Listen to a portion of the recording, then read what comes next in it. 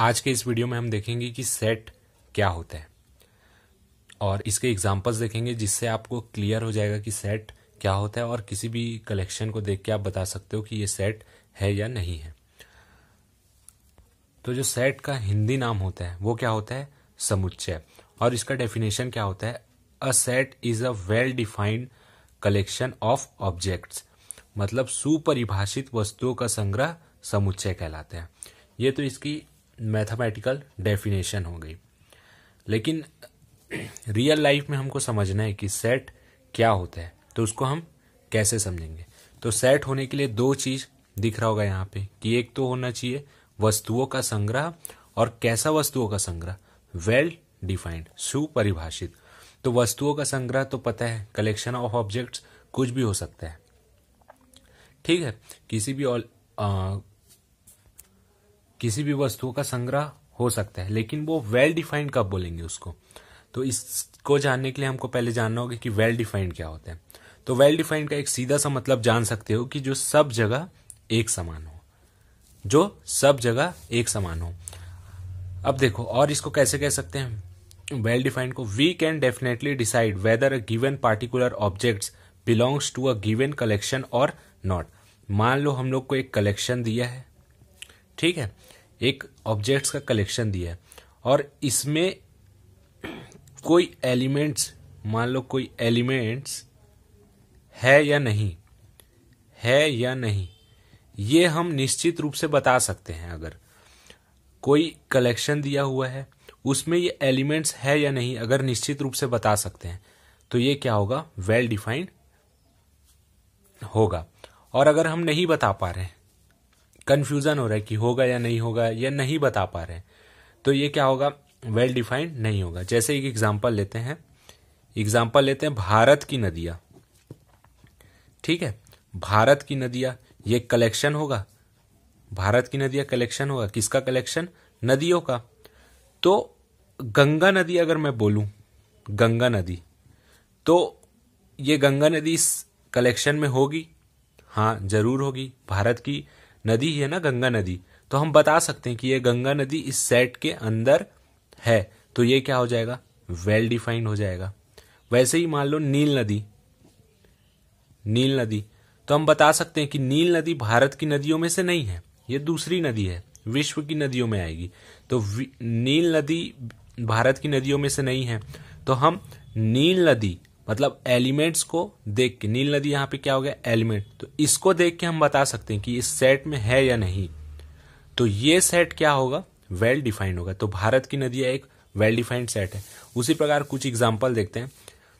जैसे दो collection of objects लिया हुआ है, एक में player of Indian cricket team और दूसरे में player of Indian world cup final 2011 में जो वर्ल्ड कप हुआ था उसकी टीम।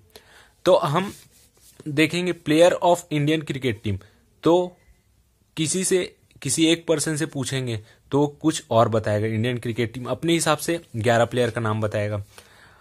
एमपी में जाके हम पूछेंगे तो अलग बताएगा, छत्तीसगढ़ में जाके किसी व्यक्ति से पूछेंगे अलग बताएगा, महाराष्ट्र में जाके किसी व्यक्ति से पूछेंगे कि अपना 11 प्लेयर का नाम बताओ तो अलग बताएगा।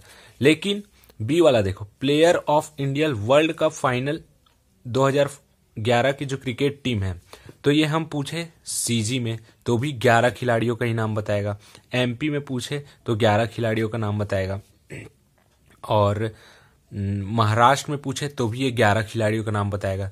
तो इसमें और इसमें वेल डिफाइंड कौन सा हुआ? ये वाला हुआ ना, क्योंकि ये क्या है? सब जगह एक समान है, सब जगह एक समान है। और अब मैं बोलूं कि कपिल देव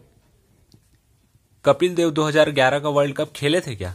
नहीं खेले थे। तो हम एक एलिमेंट्स को देख के अगर बता सकते हैं कि ये इस सेट में होगा या नहीं होगा, है ना, तो ये वेल डिफाइंड सेट होगा। तो हमको पता है कि कपिल देव 2011 के वर्ल्ड कप में नहीं खेले थे, तो ये क्या हो जाएगा?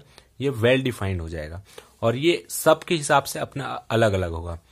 तो आइए कुछ और एग्जांपल्स देखते हैं और सेट को समझने की और कोशिश करते हैं। जैसे कि सेट का पहले एग्जांपल है odd natural number less than 10, मतलब 10 से छोटी प्राकृत विषम संख्या, 10 से छोटी विषम संख्या कौन कौन सी होगी, वो भी प्राकृत होनी चाहिए, 1, 3, 5, 7, 9। ठीक है, ये 10 से छोटी विषम, तो ये भी क्या होगा, एक वेल डिफाइंड मतलब ये भी क्या होगा, एक सेट होगा, क्योंकि ये क्या है, वेल डिफाइंड है। क्योंकि अगर मैं बोलूं 11 है ना, अगर मैं बोलूं 11 तो ये इस सेट में है क्या, नहीं है। अगर मैं बोलूं 2 तो हम बता सकते हैं कि 2 इस सेट में रहेगा कि नहीं रहेगा, नहीं रहेगा। तो ये क्या हो गया, वेल डिफाइंड, जिसको हम देख के बता सकते हैं कि इसमें कौन से एलिमेंट्स रहेंगे और कौन से एलिमेंट्स नहीं रहेंगे। रिवर्स ऑफ इंडिया का तो देख ही लिए कि गंगा नदी, इसको हम देख के बता सकते कि ये रिवर्स ऑफ इंडिया भारत की नदियों में रहेगी कि नहीं रहेगी, तो रहती है। ठीक है, वैसे ही the solution of the equation x² - 5x + c, इसका जब x का हम वैल्यू निकालेंगे तो आता है 2 और 3, तो ये भी क्या है, वेल डिफाइंड है, क्योंकि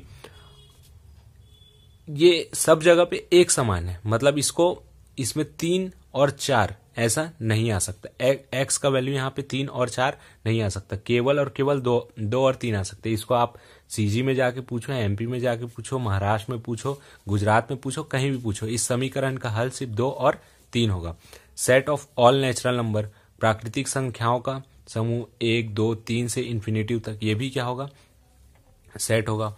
vowels A, E, I, O, U, अब देखो एक एलिमेंट मैं लेता हूं J, ठीक है, J एक एलिमेंट लिया, अब पूछा कि ये इस सेट में है कि नहीं है, तो हम क्लियर बता सकते हैं कि J इस सेट में नहीं होगा, तो ये भी क्या है, ये क्या है, वेल डिफाइंड है ना, हम बता सकते हैं कि J इस सेट में नहीं है।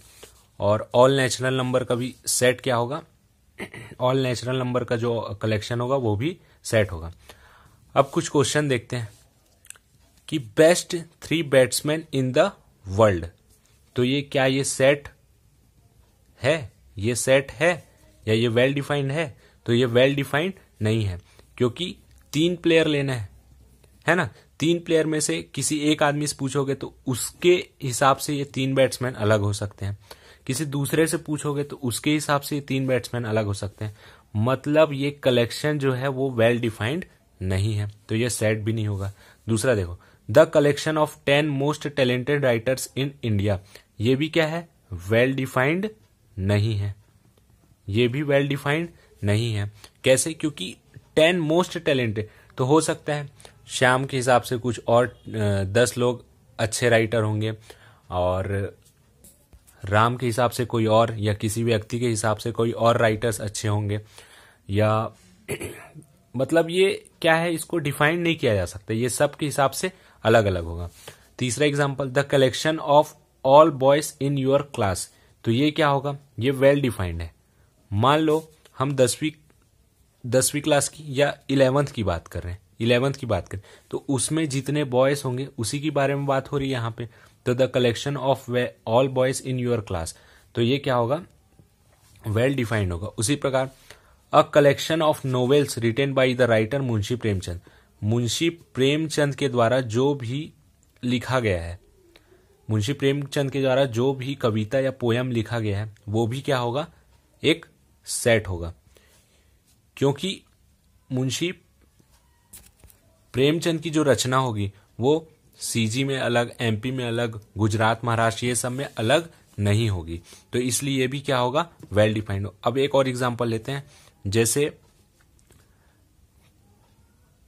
3 talented boy in your society, 3 talented boy in your society, तो ये क्या वेल डिफाइंड है, ये वेल डिफाइंड नहीं है, क्योंकि 3 बॉय लेना है, ठीक है, 3 बॉय लेना है, और ये 3 बॉय में किसी के लिए कोई ज्यादा टैलेंटेड होगा और किसी के लिए कोई कम, किसी के लिए जैसे 4 आदमी लिए, राम, श्याम, सीता, गीता, अब इससे पूछे कि मोहल्ले में 3 सबसे टैलेंटेड, तो इसके लिए 3 टैलेंटेड कोई और होगा, इसके लिए 3 टैलेंटेड कोई और, इसके लिए 3 टैलेंटेड कोई और, इसके लिए 3 टैलेंटेड कोई और, तो ये हम क्या कर रहे हैं, डिफाइंड नहीं कर पा रहे हैं, और जिसको हम, जो नॉट वेल डिफाइन होगा वो क्या हो सकता है, सेट हो सकता है क्या, नहीं होगा। तो ये कुछ सेट के एग्जांपल्स थे, और आगे के आने वाली वीडियो में हम देखेंगे कि सेट को लिखते किस प्रकार हैं और इसके जितने भी एक्सरसाइज के क्वेश्चंस होंगे सबको सॉल्व करेंगे। तो धीरे धीरे सेट जो कॉन्सेप्ट है वो पूरा समझ आ जाएगा। तो अगर ये वीडियो आपको अच्छा लगा हो तो वीडियो को लाइक और चैनल को सब्सक्राइब करना ना भूलें। धन्यवाद।